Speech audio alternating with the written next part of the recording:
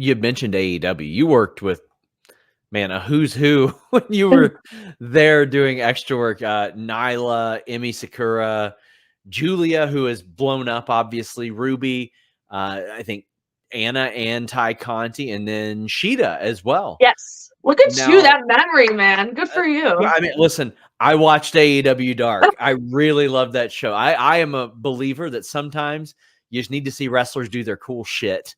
Yeah. And I loved watching that show. I really enjoyed it.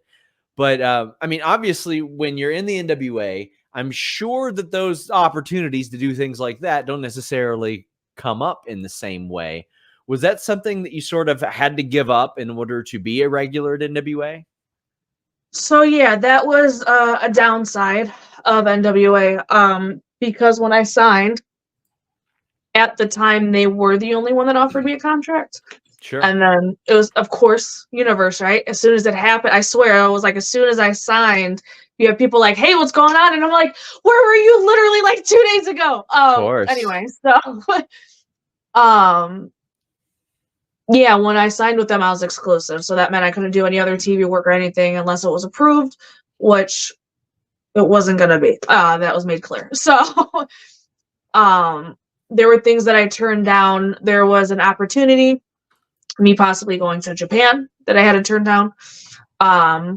There were bookings in Canada. I do have a passport, FYI.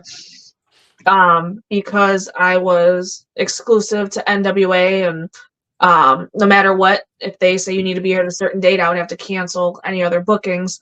There were a couple other things that I had to cancel, which kind of sucks for me and my business, right? Because now that kind of messed up my relationship with those companies.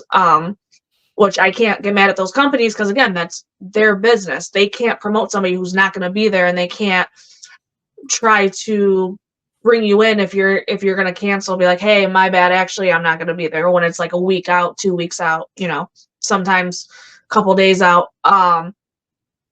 So that was a downfall, being there exclusively. So hopefully, now that I have so much more free time, and I am, like I said, I'm really excited. There's a lot of the Japan thing. I've always wanted to go and train there, and learn, and hopefully that opportunity will come back up. Which I believe it will. There was a possibility of me going to Mexico, during that time frame, and I couldn't go.